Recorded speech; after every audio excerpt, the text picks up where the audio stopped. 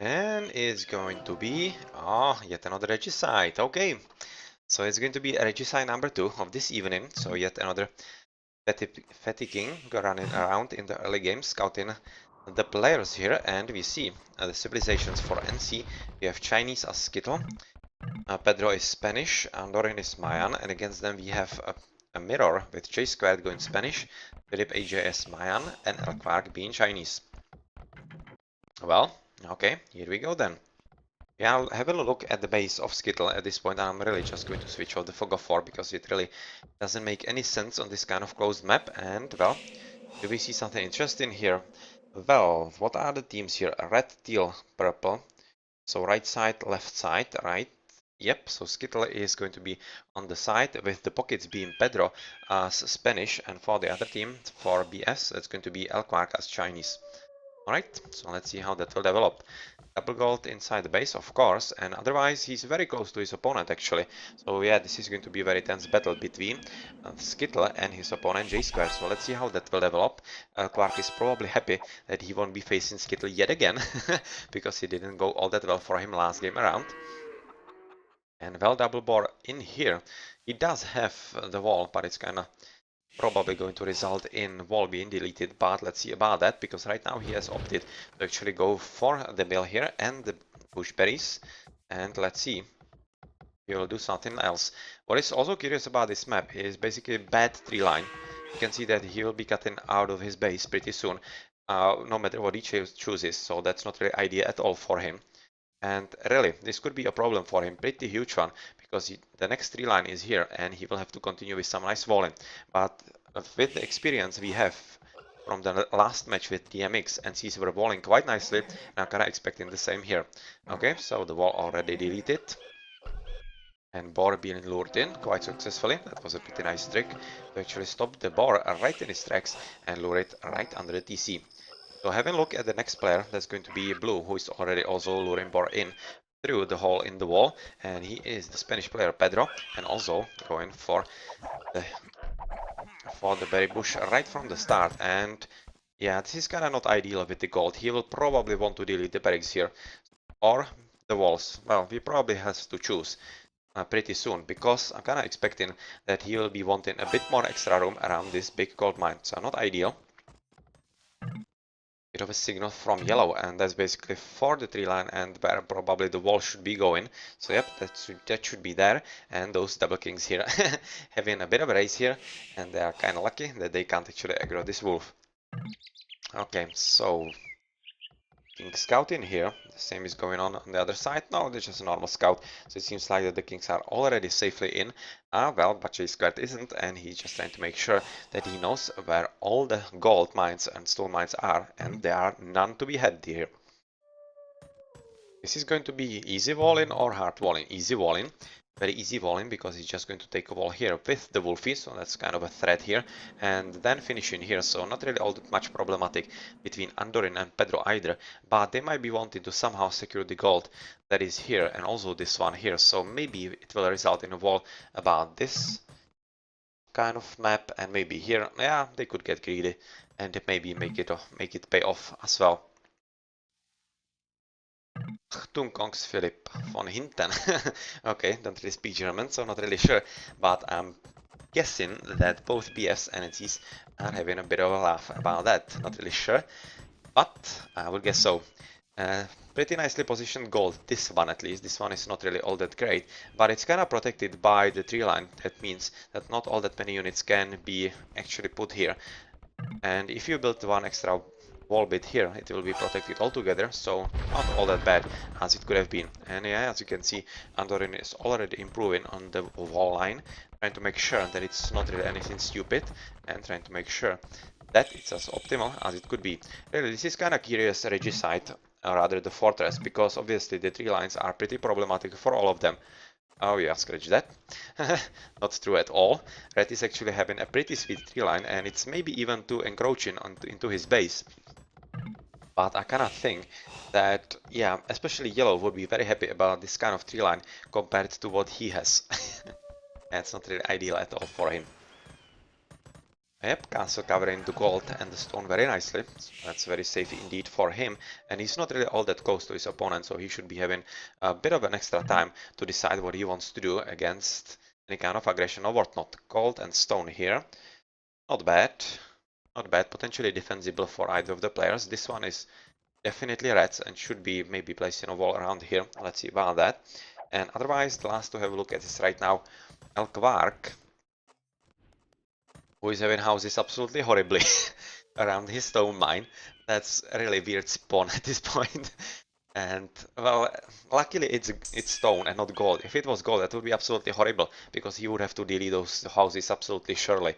But right now, looking how it's stone, he will have to delete just about one house right here, or possibly this one, and he will be pretty much okay to gather from it. Okay, so that's about it. Gold is very safe indeed, and otherwise we are advancing into the castles, as you can see on the right side, with Skittle going for fletching right off the bat. And since he's Chinese, that's obviously going to result into some kind of Chukonus and such. Right now going for just 2 villagers on here, so that's going to be for extra town centers. One villager here for Spanish Pedro, and well, that's going to be it as for him as well. So everybody going for extra TCs. Yeah, you can see the second one from Pedro right now being built, and Boso from Elkvark. So he will be going for pretty nice economy indeed himself, and J Square going for Boso as well. Okay, so they are going for similar strategy. All BFs. Sign that the first map was Migration, and that was won by NCs, even though BFs were having pretty great chance of actually taking it.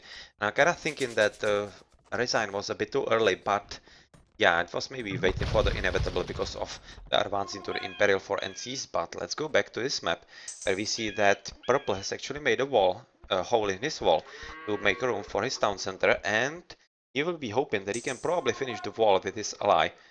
He should probably wall between them, like here, and then finish it here, because he kinda needs to protect this stone and mainly this gold.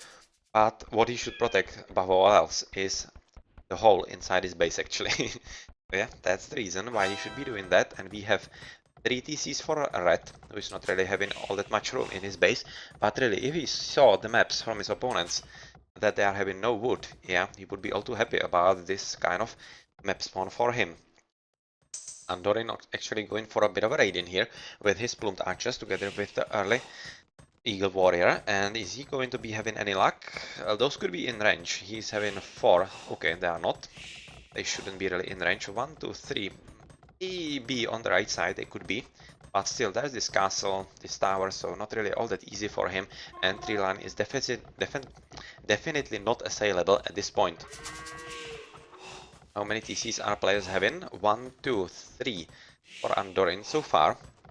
So 3 TCs for Andorin the Mayan, and yep, this is exactly the wall that was supposed to be happening, and it is happening.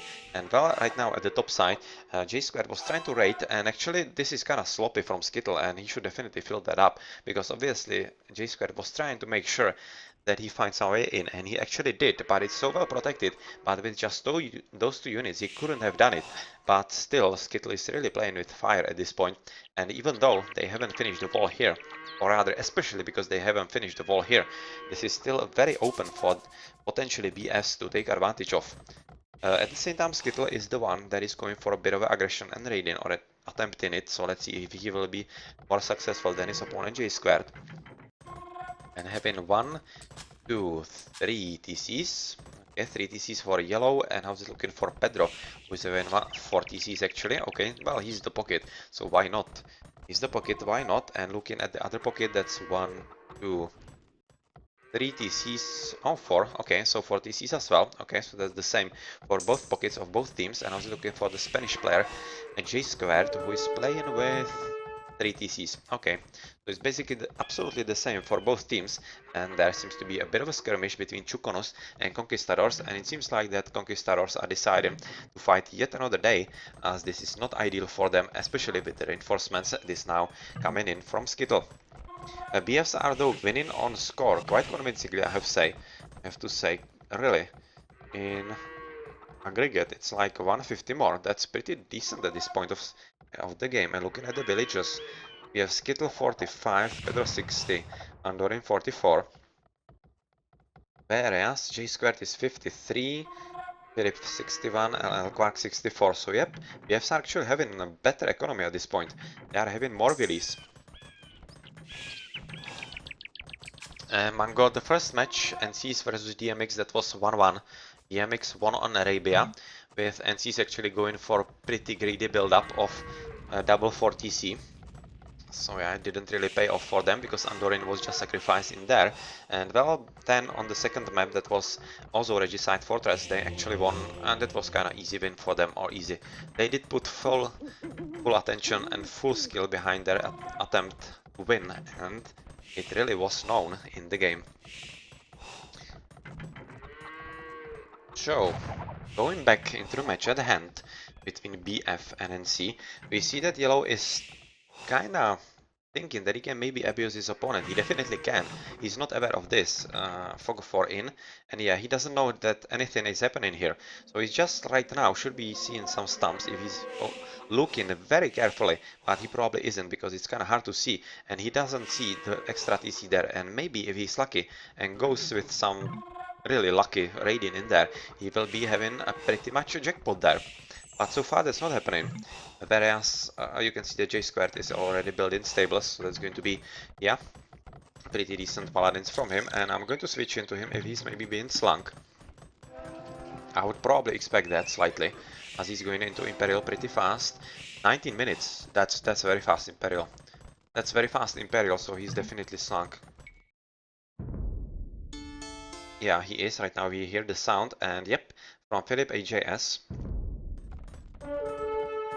Philip HJS, and this is going to be exactly what basically NCs did on the Regicide Fortress against DMX, and with which they won.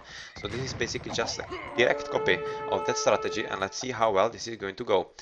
J Squared is advancing to Imperial Quark as well, whereas NCs are not, and they are so kinda equal on the points, but they won't be really all that much equal once those paladins start coming in. Andorin clicking into Imperial, so is the Spanish player Pedro also slinging? Let's switch into Andorin. But advancing at 21-22, that's kinda okay. Why not? That's kinda normal. Advancing to Imperial, especially when Pedro is advancing here as well. That means that there is no sling from him. So, let's see if the slinging from the red player into the teal one is going to win the game or not. So far, Skittle seems to be pretty happy about this Chukonos, but he's going to be sorely disappointed once the Imperial Age hit for J squared, because J squared is right now going to be having resources, I kinda guess, sent for potentially the Cavaliers right off the bat. That's what I would expect at this point. Workshop being built right inside, having 4 stables, and I'm really waiting for the advance into Imperial Age and Sling into the extra resources and the knights. Yeah, here we go with the gold and food. Definitely going for the Cavaliers right now. Okay, so he'll be probably slung very soon into Paladins. And what's also important to notice in the middle of the map is El Quark encroaching on Pedro. And is Pedro available, or rather aware? I'm going to switch into him. He's building some kind of stuff here as well, and so far he isn't.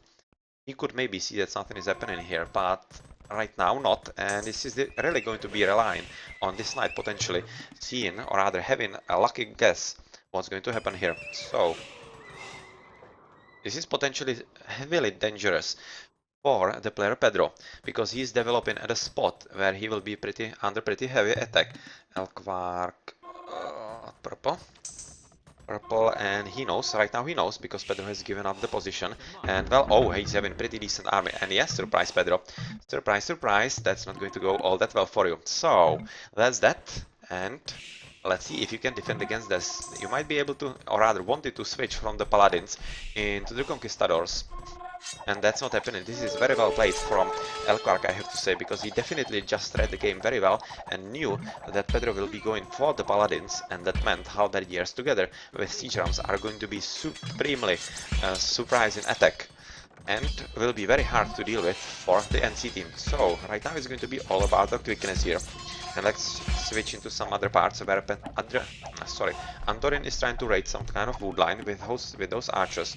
Not much successful defense from the teal player, whereas still at the top is Definitely going for it full strength. Right now, going for conscription first. Not really for paladins yet, but he's having pretty decent amount of siege. And also conquistadors with cavaliers, and well, yellow is right now just biding his time and hoping to have as many chukonus and potentially some extra siege, maybe.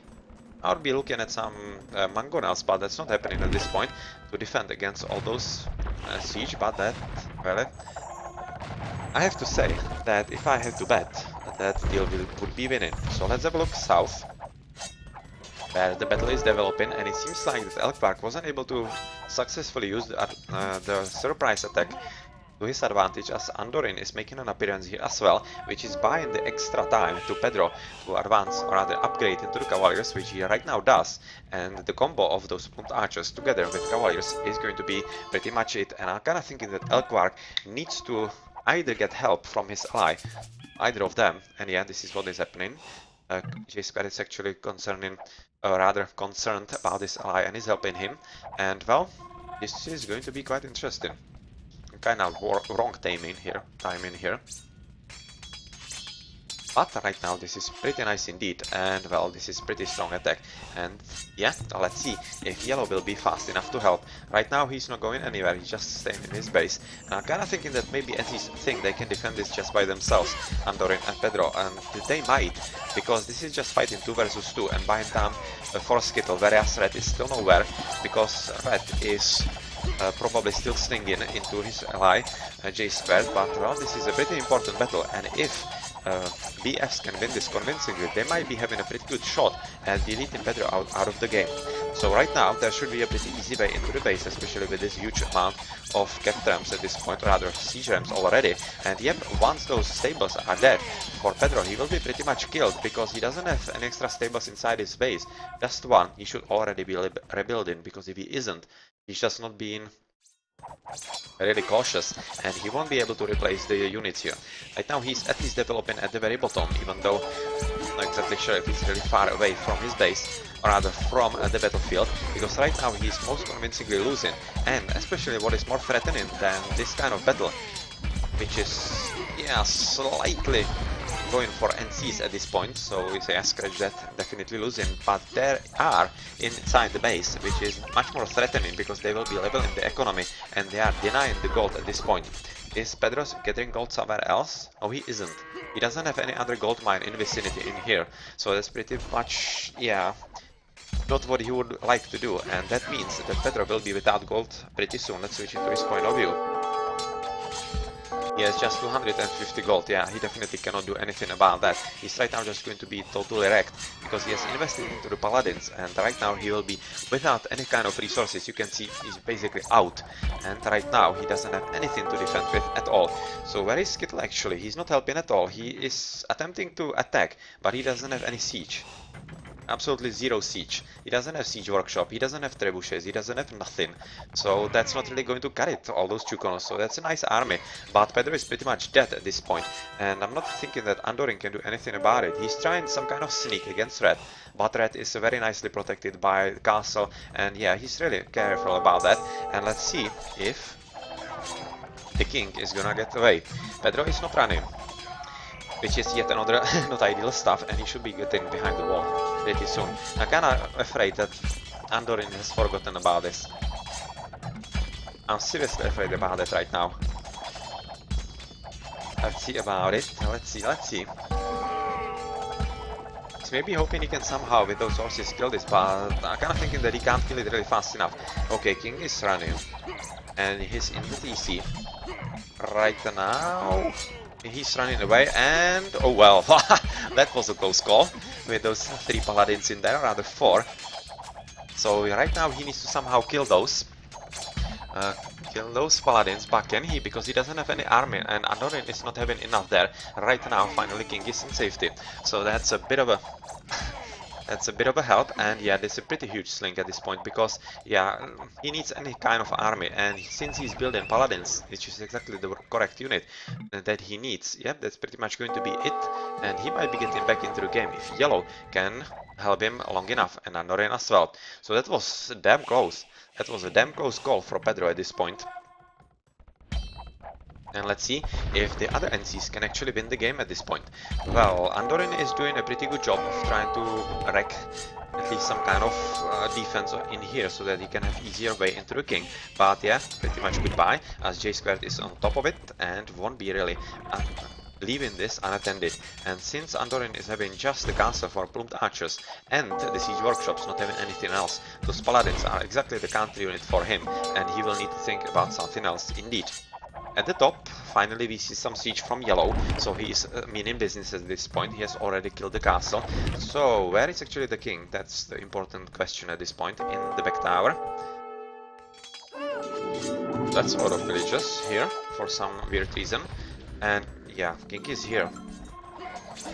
King is here, and well, I'm really still concerned about some kind of strategy from NCs, because they build in a lot of Chukonos, which is sweet, but at the same time trying to kill with that very nicely upgraded paladins in decent numbers is not going to work out unless you are having at least a bit of a meat shield to protect and allowing some extra shots to the Skittles Chukonos. But right now it seems to be working. Well, 1 versus 20, that's obviously going to work, but the second castle is not going to come up, because this is a pretty well played with those surprise siege rams. But at the same time, I think that J Square should be concentrating on just himself, because he won't be able to hold a Skittle just by half army or whatever. Right now he's also being denied gold, so that's not ideal for him at all. And well, extra villagers here, where Andorin is getting killed, and in the middle we still see some kind of attempts to actually win here, but yeah, this is pretty much over, as you can see that Skittle is paying a visit to this forward base. And basically with this kind of army of those Chukonos, based or rather backed potentially by some plumed archers and paladins, that's pretty much going to be it. And I'm thinking that purple will be retreating, and he right now is, and he's sending everything back to home. And right now they should be probably thinking about defending his ally J squared, who is going to need any help that he can get. Yeah, I'm really missing at this point some mangonels and onagers and whatnot, so I'm hoping the J square will be switching soon. He is having decent amount of gold, but he kinda needs this for paladins, but at the same time he sorely needs those onagers against this kind of army. Something interesting happening here with purple. Well, he is trying to rebuild inside his base. You can see he's switching into archery range, so he will be switching pretty soon into the Chukonos, I would kinda think. As he's abandoning his own base altogether, or home base, forward base altogether, and he was also trying to switch into cavalry. Okay, so that's yet another interesting twist. And how's it looking with Andorin? Well, right now he's fully in his attack on red, and red right now should be thinking about defense of himself, because so far he hasn't been really having all that much of an army, and this is, yeah, kind of a problem right at his doorstep. Right at his doorstep, and can he defend against this? Azamayam, well, he does have an answer, potentially in Eagle Warriors, but he's having just one barracks. Right now advancing into Imperial Age. Yeah, I even haven't noticed that he wasn't in Imperial Age. And, well, this should be a pretty hard battle for him. He will need some paladins from Teal, but Teal is right now kinda happy if he can even defend against himself, and this is going to be a bit of a raiding. And yellow is definitely thinking about just kind of stealing resources from his opponent, basically altogether consuming him. And oh well, Skittle just doesn't give a damn, does he? He just doesn't give a damn altogether. He's just getting all those Chukonos slaughtered, and it's going to be worth it, that kind of thing, because he's having pretty much beastly echo at this point, I would expect, even though just 94 villies, but it's probably enough. And yeah, with this second flank, he is doing a pretty good job indeed at this point, even though this was really painful, really painful altogether. But looking at the resources, he really doesn't mind at all. He doesn't mind at all, and he can really afford this. But he should be careful, because purple is joining the fun here, and Pedro still isn't back into the game, because his base has been just leveled. He's at 82 villies right now, but you can see the damage in his base has been really substantial, and he still hasn't rebuilt the monastery, or rather returned all those relics into the monastery for extra gold. And now he is under yet another stronger attack here, and Philip AJS has lost castle, and he is not going all that well against Andorin. But still, this is a pretty strong double, with Elkwark finally switching into Chukonus, the strength of the Chinese player, and let's see if he can actually right now level the field, or maybe wreck somehow Skittle, as they did with Pedro in the double there. Because Pedro is still not inside the game, or rather back in the game, because, yeah, he's having just those two paladins here, trying to take care of this trebuchet that is very nicely placed, and he is also denying the easy way of rebuilding and expanding for J-Squared, so that's also a very neat catch by him, doing at least something with the little army that he has, and well, this is just going to be evolving into some kind of battle between Chukonus and Halberdiers, it seems. Okay, so this was a pretty decent attempt at attack by BFs, but it's kinda losing, and we can see that Andorin has broken through into Red's base, and Red is having really huge problems defending against all this. Philip HAS is probably having king in here. No, he isn't. No, he isn't. Where is the king? Did he see? Or already sent somewhere else? Ah, here is the Red King. Okay, so let's remember that he is in the purple base. And well, can Red somehow defend his base? I'm kinda thinking not, if he isn't held by his ally. And J-Squad is right now trying to help, at least with Scout Cavalry or other Hussars, which could be working quite well. If they are massed in enough numbers, but at the same time it means that J-Squad is not having enough resources for paladins, that kind of thing. He's pretty much stretched and is not really receiving any kind of help, and he has already been broken through as well, which means that his economy is going to suffer all the more, and well, the king should probably be retreating, but at this point I'm kinda thinking that it might not really be needed, because yellow is definitely meaning business, and is purple able to help him enough? Well, with the switch into Hussars, I'm not exactly thinking so, because those Hussars, even though they are not half bad, still the Paladins are miles better, and not even the Paladins could level all those armies of those yellow Chukonus. And with the extra siege here from yellow, and even stealing the gold and the stone, which is much more important at this point, this might be a pretty bad news for the BF team. As you can see, purple is right now being contained to the left flank, where yellow is pretty comfortable at killing him. And also in the middle, you can see the Chukonus from Skittle are doing their job and basically eliminating any kind of army from J-Squared, and Elkwark potentially trickling in through the gate as well. There is some kind of blue. Is blue still recuperating? It seems so. He's still slowly recuperating, but he is already sending paladins, so right about now he's getting back into the game. And with a huge amount of paladins to back up those Chukonus, I'm kinda thinking, yep, that Bombard Towers could be the only thing that could somehow stop this onslaught, but not really thinking it's going to be enough, because yep, GGs are being called, and yep, there is no stopping Andorin on the bottom, and at the top, you can't really stop and seize once those paladins are yet again making an appearance from Pedro.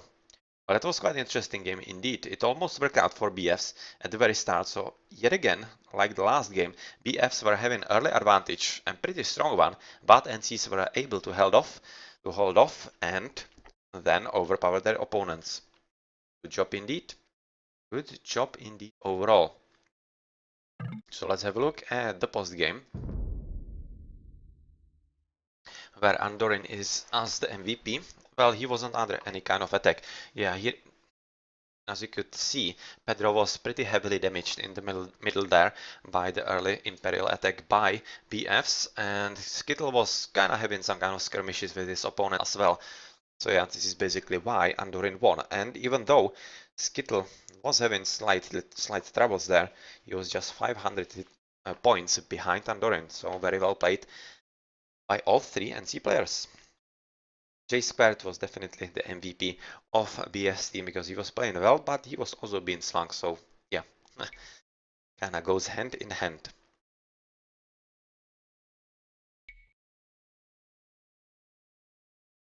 Pretty good echo by Philip AJS, a nice link.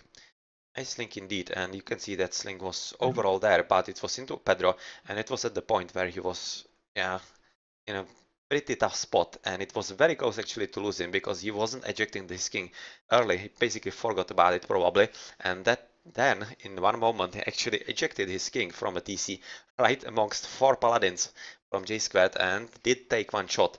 from them, one hit, and it could have been pretty disastrous for NCs right there. But even this hiccup went well for the new chapter team.